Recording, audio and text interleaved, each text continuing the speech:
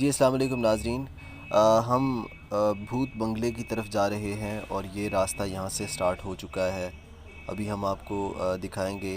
रास्ता बहुत ही ख़तरनाक है। दूर दूर तक कोई नज़र नहीं आ रहा यहाँ पर, और आना जाना भी बहुत कम है। और ये जैसे कि आप देख सकते हैं, रोड्स तो बिल्कुल नहीं है, रास्ता बहुत ख़तरनाक है। और दिन के वक्त तो फिर भी हम जैसे कैसे भी जा रहे हैं, लेकिन रात के वक्त यहाँ आना बहुत ही मुश्किल है।